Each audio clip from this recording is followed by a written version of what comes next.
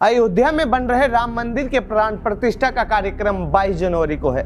इस कार्यक्रम में पीएम मोदी समेत 8000 से ज्यादा लोग शामिल हो रहे हैं। इस कार्यक्रम का आयोजन भव्य रूप से किया जा रहा है। इनमें फिल्मी हस्तियां, खिलाड़ी, बिजनेसमैन, लगभग सभी पार्टियों के नेता शामिल होंगे। ऐसा हो भी क्यों ना, करीब 500 साल के संघर्ष के बाद अयोध्या यानी भगवान राम के जन्मस्थली पर मंदिर जो बन रहा है, इस मंदिर को बनवाने के पीछे अनेकों किरदार रहे हैं। इनमें साधु भी हैं, महंत भी हैं, नेता भी हैं, जज भी हैं और कोर्ट भी है और अधिकारी भी हैं।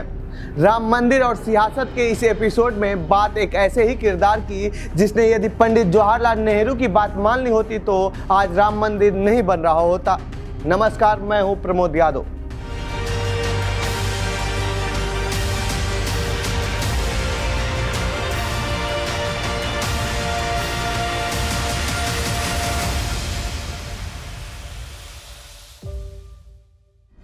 इस अधिकारी का नाम था के नायर, पूरा नाम कंदागलाथिल करुणाकरण नायर। ये केरल के रहने वाले थे। लंदन से पढ़ाई करने वाले के नायर ने ICS यानी इंडियन सिविल सर्विस की परीक्षा पास की थी। 1930 बैच के IAS अधिकारी थे, जिसे अब IAS कहा जाता है। उन्हें कार्डर मिला था यूपी। साल 1949 में वो तब के फैजाबाद और अब के अयोध्या के DM थे, जब राम मंदिर की असल में पहली नींव पड़ी थी। तारीख थी 22 दिसंबर 1949। 22 दिसंबर की रात अयोध्या के बाबरी मस्जिद में रामलला की मूर्ति प्रकट हुई थी, लेकिन अयोध्या के आसपास के लोगों का मानना है कि यह मूर्ति प्रकट नहीं हुई थी और फैक्ट यही है। दरअसल बाबरी मस्जिद के बाहर एक चबूतरा हुआ करता था, जहां पर कई सालों से रामलला की ये मूर्ति थी, जहां पूजा पाठ भी हुआ करता था। लेकिन कुछ लोगों ने 22 दिसंबर की रात इस मूर्ति को उठाकर चुपके से बाबरी मस्जिद के बीच वाले गुंबद के नीचे रख दिया था। इसके अगले दिन अयोध्या के आसपास के क्षेत्रों में हल्ला हो गया कि बाबरी मस्जिद के अंदर रामलला की मूर्ति प्रकट हुई है। फिर क्या था, वहां लोगों की भीड़ जुटने लगी और पूजा पाठ होने लगा। हालांकि मस्जिद के अंदर जाने की किसी को इजाजत नहीं थी। आनन फानन में वहां सुरक्षा बढ़ाई गई ताकि भीड़ हिंसक ना हो, किसी भी तरह का दंगा ना भड़के। अब कहानी में थोड़ा पीछे चलते हैं। तारीख 29 नवंबर 1949। फैजाबाद के उस समय के SP कृपाल सिंह ने जिला अधिकारी यानी के नायर को एक पत्र लिखा, जिसमें उन्होंने कहा कि मैं शाम को अयोध्या के बाबरी मस्जिद और जन्मस्थान गया हुआ था। मैंने वहां मस्जिद के इर्द गिर्द कई हवन के कुंड देखे। उनमें से कई पहले से मौजूद थे, पुराने निर्माण पर बनाए गए थे। मैंने वहां ईंट और चूना भी देखा। उनका वहां पर एक बड़ा हवन कुंड बनाने का प्रस्ताव है, जहां पूर्णिमा पर बड़े स्तर पर कीर्तन और यज्ञ का आयोजन होना है। साल 2019 में जब सुप्रीम कोर्ट ने अपना फैसला सुनाया था तो इस फैसले में इस पत्र का भी जिक्र किया था और कोर्ट ने माना था कि SP कृपाल सिंह ने आशंका जाहिर की थी कि जैसे यहाँ पूर्णिमा की तैयारी चल रही है, हो सकता है कि हिंदू उस बाबरी मस्जिद में घुसने की कोशिश करें और मूर्ति भी स्थापित कर दें। SP कृपाल सिंह के पत्र की खबर यूपी के गृह मंत्रालय को लग चुकी थी। उस समय के यूपी के गृह सचिव गोविंद नारायण ने DM के नायर से इस पर जानकारी मांगी। 16 दिसंबर 1949 को के नायर ने यूपी के गृह सचिव गोविंद नारायण को पत्र लिखा, जिसमें उन्होंने कहा कि जहां बाबरी मस्जिद बनी है वहां विक्रमादित्य द्वारा बनाया गया मंदिर था, जिसे बाबर ने ध्वस्त कर मस्जिद का निर्माण कराया था। हर साल इस तरह के कार्यक्रम यहां होते रहते हैं। मुझे इससे मस्जिद पर कोई खतरा नहीं दिख रहा है।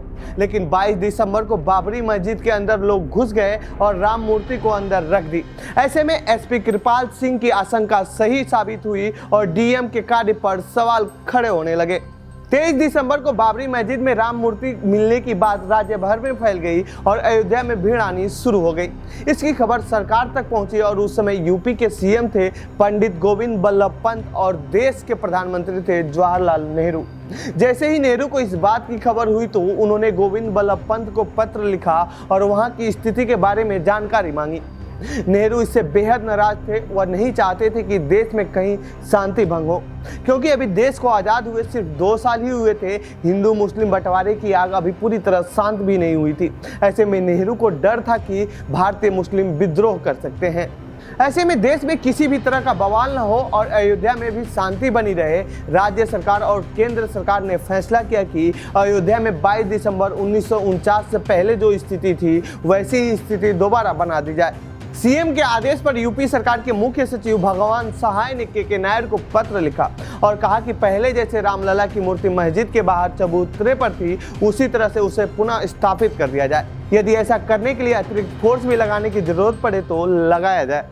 लेकिन के नायर ने ऐसा करने से इनकार कर दिया और सचिव को पत्र लिखा और कहा कि मस्जिद सुरक्षित है, ऐसा करने से अयोध्या के आसपास के क्षेत्रों में कानून व्यवस्था बिगड़ सकती है और कोई भी पुजारी मस्जिद से रामलला की मूर्ति निकालने के लिए तैयार नहीं है।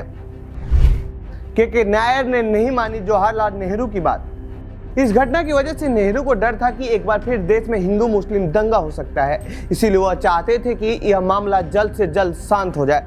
नेहरू का दबाव ही था कि गोविंद बल्लभ पंत के नायर के इस जवाब से संतुष्ट नहीं हुए और एक बार फिर के नायर को अयोध्या में पहले वाली स्थिति बहाल करने के आदेश दे दिए। लेकिन के नायर अपने जीत पर अड़े रहे और सरकार के आदेश के जवाब में के नायर ने पत्र लिखकर कहा कि यदि सरकार अब भी चाहती है कि रामलला की मूर्ति बाहर स्थापित की जाए तो वह मेरे जगह किसी और अधिकारी को नियुक्त कर ले। और 25 दिसंबर को के नायर ने अपने पद से इस्तीफे की पेशकश कर दी। कोर्ट कैसे पहुंचा राम मंदिर विवाद? के नायर ने इस मामले में 26-27 दिसंबर को एक सरकार के मुख्य सचिव भगवान सहाय को पत्र लिखा, जिसमें उन्होंने कहा कि 22 दिसंबर की रात जो हुआ वो अनुमानित नहीं था और उसे वापस करना भी मुश्किल है। ऐसे में सरकार चाहे तो इस मामले को कोर्ट पर छोड़ देना चाहिए। जब तक कोर्ट का फैसला नहीं आ जाता तब तक उस जगह को घेर दिया जाए और एक पुजारी को वहां भोग लगाने की परमिशन दी जानी चाहिए। ऐसे में सरकार के पास दो ऑप्शन थे।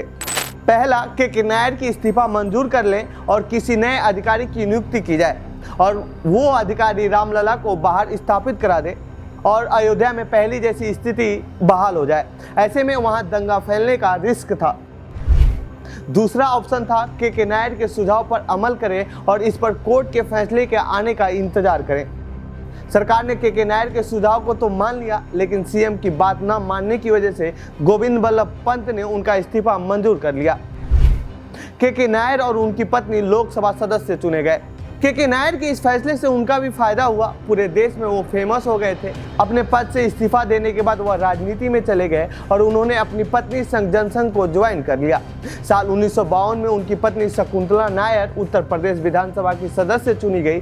साल 1962 में के नायर और उनकी पत्नी दोनों ही लोकसभा के चुनाव जीते। सबसे खास बात यह है कि अयोध्या के समय जो उनका ड्राइवर था वो भी विधानसभा का चुनाव जीत गया। यही नहीं, आपातकाल के दौरान के नायर और उनकी पत्नी शकुंतला नायर को भी गिरफ्तार किया गया था।